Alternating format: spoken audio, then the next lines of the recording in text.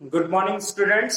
जैसा कि अपना चैप्टर नंबर सेकंड चल रहा है सॉल्यूशन, और कल हमने इसके कुछ इंट्रोडक्शन और कुछ नॉर्मल टर्म्स पढ़ी थी, जैसे कि सॉल्यूशन किसे कहते हैं, मोनोफेज सॉल्यूशन, बाइनरी फेज, टर्सरी और क्वाड्रेटरी सॉल्यूशंस। फिर आपको सॉल्वेंट और सोल्यूट के बीच में डिफरेंस बताया था, है ना, ये सब बताया था। और फिर हमने जो पहली बार पढ़ा था, मतलब कॉन्सेंट्रेशन बताया था आपको, ये कोई चीज के अंदर कितनी प्योरिटी है उसको उसकी कॉन्सेंट्रेशन कह सकते हैं। अगर बात करते हैं हम, अब हमारे पास क्वेश्चन पहला टॉपिक आया था डिटर्मिनेशन ऑफ अ कॉन्सेंट्रेशन। तो उसमें पहला मेथड था, कल मैंने आप लोगों को ये बता दिया, फिर भी आज फिर से डिस्कस करते हैं। Mass percentage. मास मतलब क्या है, कोई चीज सॉलिड में होनी चाहिए।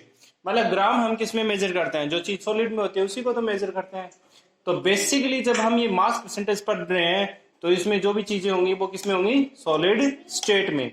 तो बात कर रहे हैं यहां पर, देखिए जैसे क्वेश्चन, मतलब according to rule amount of solute in gram, ठीक है, सोल्यूट है वो ग्राम में होना चाहिए, amount of the solution in kg या ग्राम। तो मतलब क्या है, दोनों चीजें हैं वो सॉलिड स्टेट में होनी चाहिए। जैसे आपके पास मान लो चीनी है और उसमें नमक मिल गया, ठीक है, आपके पास 1 किलो चीनी थी और उसमें 10 ग्राम नमक मिल गया, तो वो सॉल्यूशन बना, वो क्या, उसके अंदर हम क्या कहेंगे, परसेंटेज निकालेंगे। किसका, हम परसेंटेज निकालेंगे नमक का, कि कितना परसेंट उसके अंदर नमक है। तो हमारे पास ये मास परसेंटेज हो जाता है।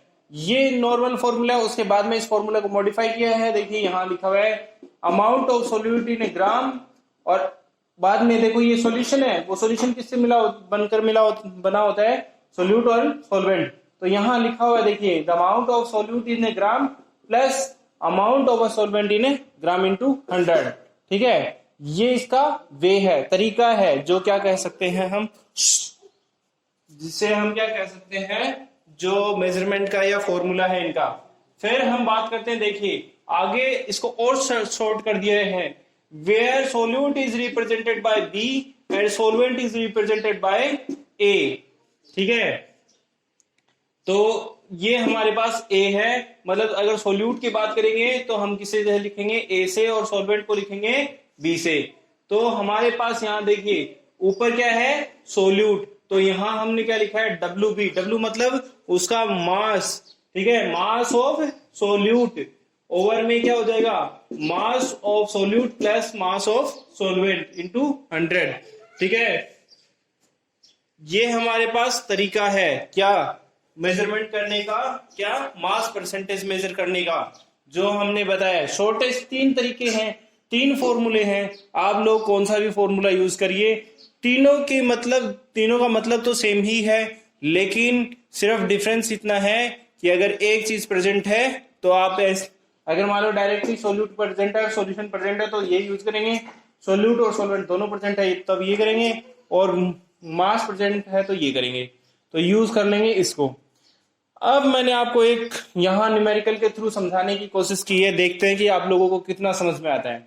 देखिए for example 500 ml solution, 500 ml solution हमारे पास, ml नहीं होना चाहिए, ग्राम होना चाहिए आई थिंक सो, लेकिन ml है यहाँ पर। फिर इसको देखो चेंज करेंगे अपन, ग्राम में चेंज करेंगे।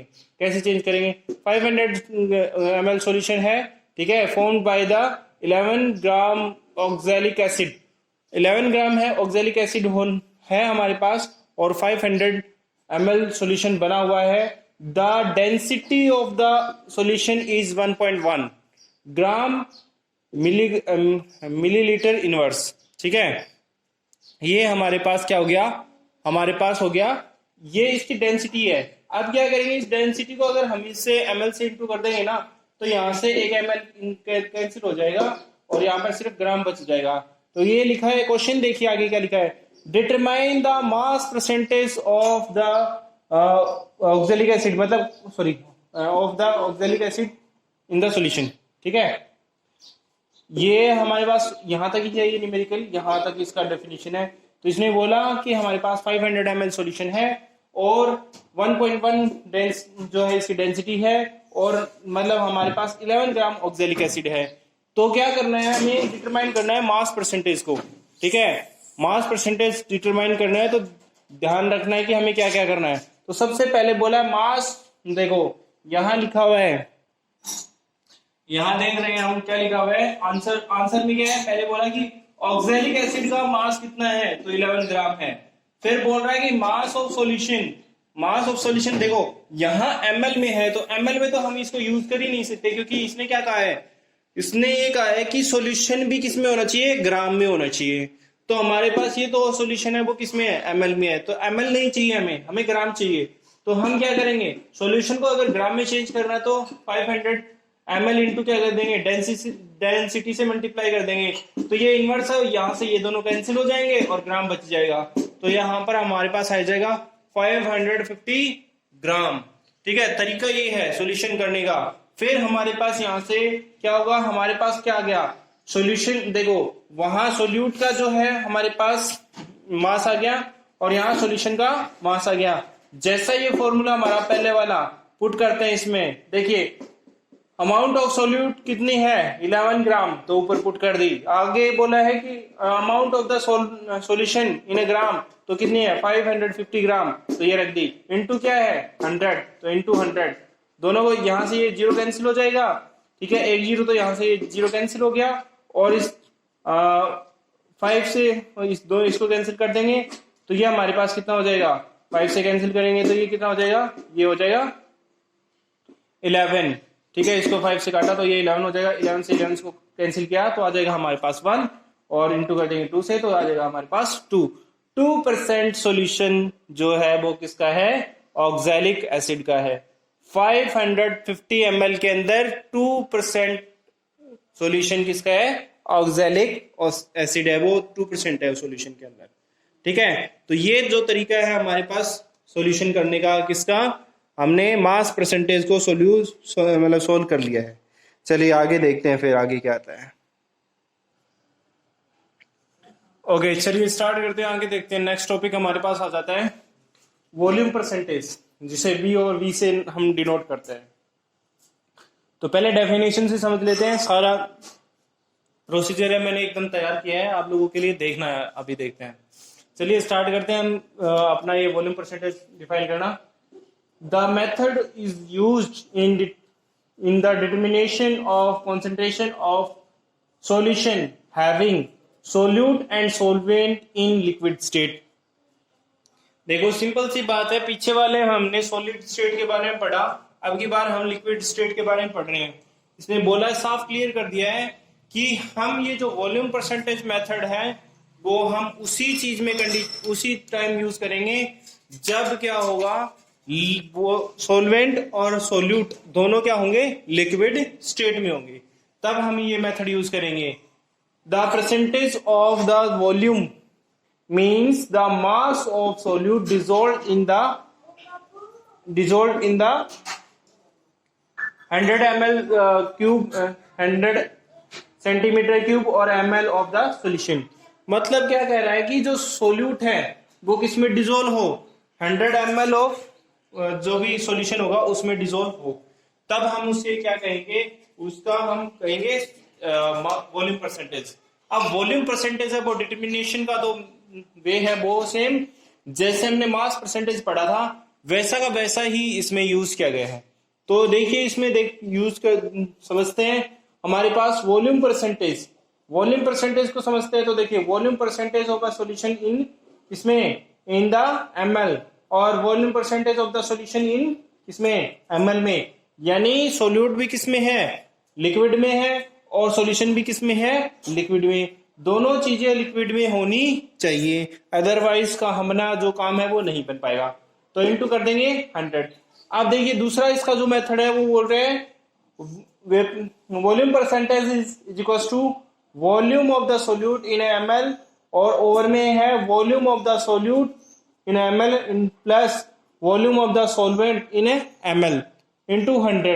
मतलब जैसा हमने मास परसेंटेज पे पढ़ा है सेम वैसा वैसा ही है, और ज्यादा कुछ चेंज नहीं है, बस इतना सा चेंज है कि हमें इसमें क्या करना है, हमें इसमें ये ध्यान रखना है कि भाई हमारे पास जो भी हम बना रहे हैं मतलब कर रहे हैं वो उन दोनों चीजें हैं वो लिक्विड स्टेट में होनी चाहिए, अदरवाइज अपना काम नहीं बन पाएगा। तो अगर हम बात करते हैं तीसरा फॉर्मूला इसका, तो इसने साफ कर दिया है कि VB को किसे कहेंगे, वॉल्यूम ऑफ द सोल्यूट कहेंगे, और यहाँ VA किसे वॉल्यूम ऑफ द सॉल्वेंट कहेंगे, दोनों किस में होंगे, ml में।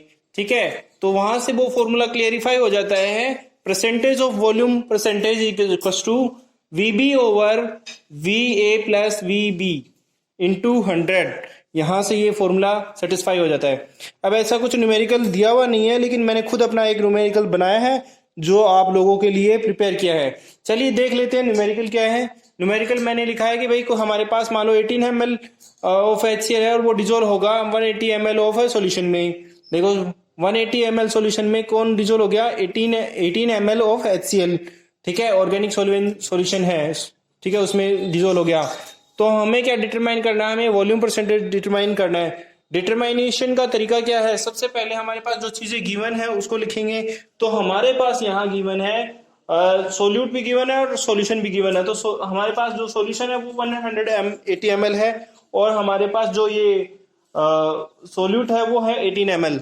तो हम डायरेक्टली अपना जो फॉर्मूला है वो क्या है, percentage of volume percentage is equal to VB over VA plus VB into 100। तो यहाँ मेरे पास सोल्यूट है, उसको मैंने ऊपर रख दिया है और सॉल्यूशन को मैंने नीचे रख दिया है। ऐसा किया तो इंटू देखो यहाँ से क्या होगा, 0 से 0 कैंसिल हो जाएगा और इससे ये कट जाएगा। सॉरी डिस्टर्बेंस थोड़ा सा गड़बड़ हो गया है, आंसर थोड़ा गड़बड़ आ गया, 1 मिनट आप रुकिए।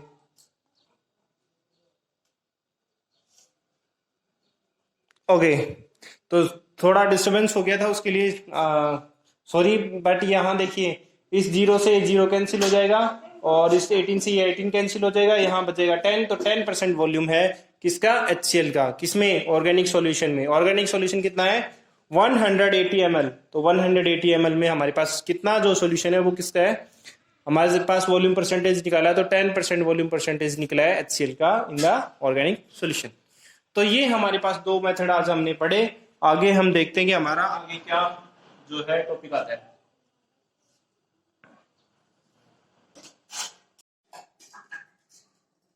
तो चलिए आगे देखते हैं। आगे हमारा स्टार्ट होता है जब टॉपिक नंबर 3। तो हमारे पास है मास वॉल्यूम परसेंटेज। देखिए सबसे पहले हमने पढ़ा था कि सॉलिड में, फिर पढ़ा था हमने लिक्विड और लिक्विड में। अब की बार हम पढ़ रहे हैं सॉलिड एंड लिक्विड के बारे में। तो चलिए स्टार्ट करते हैं। तो देखिए mass volume percentage is defined as the number of parts of a mass of solute are per 100 parts of the volume of the solution. Simple सी बात को समझते हैं कि भाई हमारे पास मान लो वॉल्यूम है कोई भी 100 ml, उसके अंदर कितना पार्ट है वो किसी सॉलिड का है, सॉलिड सोल्यूट का है, वो हम उसे क्या कहेंगे, मास वॉल्यूम परसेंटेज। अब देखिए यहाँ जो तरीका है वो हमारे पास वो है ये कि हम ये कह सकते हैं कि हमारे पास देखिए ये रहा पहला कि mass volume percentage equals to हम कह सकते हैं amount of a solute in a gram और amount of the solution in ml into 100। ठीक है, तो ये हमारे पास क्या है, हम अपना ये यहां से मास वॉल्यूम परसेंटेज समझ सकते हैं। फिर से एक बार रिपीट कर देता हूं कि हमारे पास कोई भी वॉल्यूम हो और उसमें क्या हो, सॉलिड स्टेट में कोई सॉल्यूट घुला हो, तो उस घुले हुए सॉल्यूट के कितने पार्ट्स प्रेजेंट है उस वॉल्यूम में, वो हम क्या कहेंगे, उसे कहेंगे हम मास वॉल्यूम परसेंटेज। तो वही हमारे पास ये तरीका है, हम देख रहे हैं। एग्जाम्पल हमने लिए how many grams of NaCl will be dissolved will be required to made of a 500 ml aqueous solution of a 2% of weight over volume NaCl। मतलब ये कह रहा है कि हमें कोई सॉल्यूशन बनाना है, 500 ml सॉल्यूशन बनाना है, तो कितने ग्राम हमें NaCl उसके लिए चाहिएगा। अगर मैं उसमें ये कहूं कि 2% है, वो कौन कवर करता है, NaCl। 2% सॉल्यूशन है वो NaCl कंटेन करता है। तो देखिए हम यहां से समझने की कोशिश करते हैं, जैसा हमारा मास परसेंटेज का फॉर्मूला उससे ही amount of a solute in a gram over में amount of the solution in ml into 100। तो सबसे पहली बात देखिए, सबसे पहली बात अगर करते हैं तो हमारे पास देखो यहाँ मास परसेंटेज पहले से निकाला हुआ है। मास परसेंटेज या मास वॉल्यूम परसेंटेज ये निकाला हुआ है इसका, ये रहा 2%। फिर हमें यहाँ क्या है, ये देखो amount of the solute in gram, तो वो हम किससे लिखते थे, W से। सॉल्यूशन कितना है 500 ml, तो ये रहा 500 ml सॉल्यूशन। ठीक है, तो इसको हम पुट कर देंगे, तो यहां से देखो ये इधर चला जाएगा, मतलब इसको इधर ले जाएंगे तो ये सब ऐसे रिवर्स हो जाएगी। ठीक है, तो हमारे पास ये क्या आ जाएगा, ये आ जाएगा WB इक्वल्स टू 500, देखो ये यहाँ से मान लो ये इधर से इधर आ जाएगा। ठीक है, इक्वल्स टू 0 हो जाएगा, तो इसको इस साइड में शिफ्ट कर देंगे, तो ये सारी चीजें शिफ्ट हो जाएंगी, है ना। या फिर इसको इस साइड में शिफ्ट कर देंगे और ये इधर इसके नीचे आ जाएगा। तो हमारे पास क्या हो जाएगा, WB इक्वल्स 2/200 इंटू 2 ओवर में 500, तो यहाँ से ये कैंसिल हो जाएगा और 10 ग्राम सॉल्यूशन आ जाएगा। सारा ही गिर दो। ओके, यहाँ हम क्या कह सकते हैं कि mass of a solute is NaCl is 10 ग्राम। तो यहां से ये पता चल रहा है कि हमारे पास ये जो सॉल्यूशन है उसमें 10 ग्राम जो क्या है वो मतलब NaCl रिक्वायर्ड है। ठीक है, ओके, तो ये हमारे पास ये टॉपिक था। आगे देख के तो चलिए आगे देखते हैं। आगे हमारे पास आता है टॉपिक, नेक्स्ट है वो क्या है, solubility of the solid in liquid. अगर बोल रहा है कि बात नया टॉपिक आया कि सोल्युबिलिटी है, मतलब कोई भी क्या होती है, सोल्युबिलिटी क्या होती है वो समझेंगे, और वो सॉलिड है वो लिक्विड में कैसे घुलेगा, इस बात के भी हम चीजें आगे डिस्कस करने वाले हैं।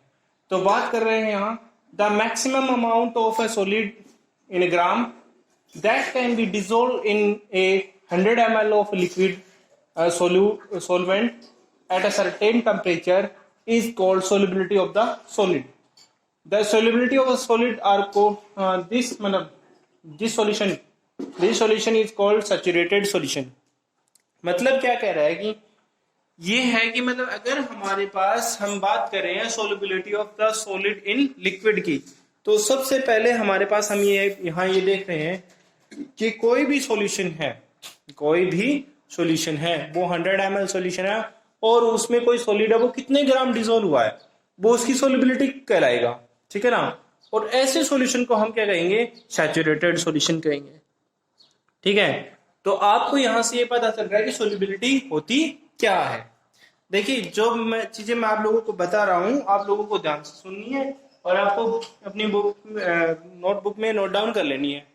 नोट डाउन करके आप मुझे ये बताएंगे कि आपने कितना होमवर्क किया है। ठीक है, चलिए आगे देखते हैं। आगे हमारे पास आता है इसका नेक्स्ट टॉपिक, नेक्स्ट पार्ट है factors affecting the solubility of the solids. ऐसी चीजें जो क्या करें, सॉलिड को लिक्विड में घुलने से अफेक्ट करती हूँ, प्रभावित करती हूँ, चेंज करती हूँ, उनमें चेंज लाती हूँ कुछ भी, तो उसे हम क्या कहते हैं, फैक्टर्स, जो क्या करेंगे, अफेक्ट करेंगे solubility of a solids in liquid.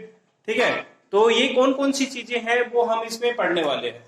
तो बेसिकली हमारे पास इसमें दो ही है, solubility of a solid in liquid और सोल्युबिलिटी, मतलब ये इसमें दो हैं। आगे आएगा हमारे पास solubility of solid in liquid in liquid. ठीक है, वो हम आगे देखते हैं। तो हमारे पास पहले बात कर रहे हैं, तो सबसे पहले देखिए यहां लिखा हुआ है nature of solid, solute and solvent.